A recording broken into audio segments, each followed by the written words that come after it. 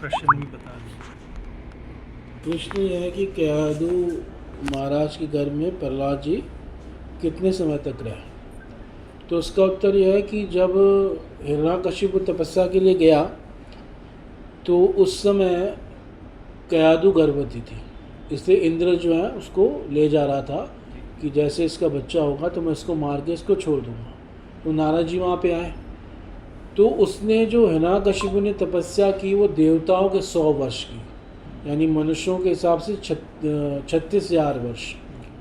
तो प्रहलाद महाराज 36,000 वर्ष तक कयादू के गर्भ में रहे। भागवत में लिखा है कयादू के पास ऐसी शक्ति थी जैसे किसी को इच्छा मृत्यु का वरदान होता है ना कि अपनी मन से, तो ऐसे उसको इच्छा गर्भ का वो था कि जब वो बच्चा को जन्म देना चाहे तब दे, नहीं तो जब तक बच्चा गर्भ में रह सकता है। तो प्रहलाद महाराज 36,000 वर्ष तो ये रहे, और जब हिरण्यकशिपु आया उसके बाद भी कयादू ने तुरंत जन्म नहीं दिया। उसने बहुत उत्पात मचाया, सब कुछ किया, तब भी कयादू ने जन्म नहीं दिया। जब केवल हिरण्यकशिपु की आयु 5 साल रह गई थी तब कयादू ने जन्म दिया प्रहलाद महाराज को।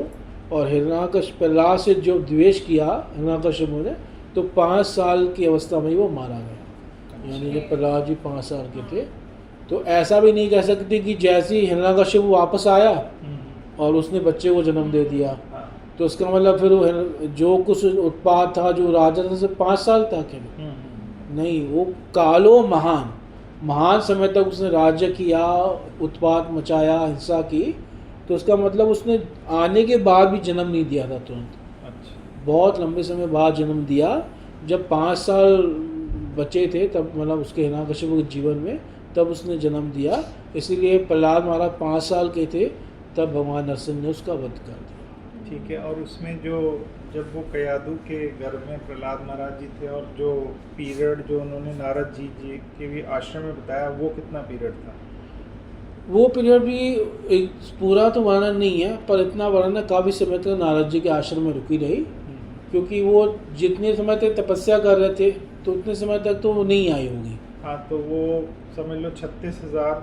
हाँ, मतलब ऐसा लिखा नहीं क्लियर। हाँ। ऐसा हम अंदाजा लगा सकते हैं। इसका मतलब वो गर्भ में उन्होंने भागवत 36,000 साल तक हाँ, सुनी। मतलब वो नारद जी उनको उपदेश देते रहते थे, उन्हीं के आश्रम में रहती थी। हाँ। तो वो प्रहलाद जी सुनते रहते। तो इसका मतलब प्रहलाद महाराज जी की हम जो इन्फ्लुएंस निकाल रहे थे कि सिर्फ 9 महीने गर्भ में कथा सुनी, ऐसा नहीं, 36,000 साल या इससे कम, मतलब पूरा क्लियर तो नहीं बता सकते कितने साल थे। काफी समय, हाँ, काफ़ी समय है, क्योंकि ऐसा नहीं कि तुरंत उनको जन्म दे दिया। 36,000 साल तो पति ही नहीं थे, वो तपस्या करते, उसके आने के बाद भी जन्म नहीं दिया। ठीक। तो मतलब हम ये पीरियड मान लें कि वो जब वो आ गए तो आने के बाद तो वो आश्रम से निकल के अपने महल में आ गए। हाँ। तो 36 जो 100 वर्ष देवताओं के जो 100 वर्ष यानी कि 36,000 ईयर्स, इतने टाइम तक अगर वो नारद जी के आश्रम में भी रही या इससे कम में भी रही, तो इतने टाइम तक भागवत प्रहलाद महाराज जी ने सुना।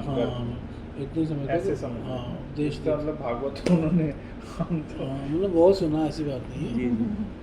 और नारद जी रुके भी रहते, वैसे नारद जी ज़्यादा रुकते नहीं हैं, पर प्रहलाद जी के लिए वो रुके भी हुए थे और वो उपदेश देते थे उनको, और उनकी दृष्टि भी प्रहलाद के ऊपर ही थी।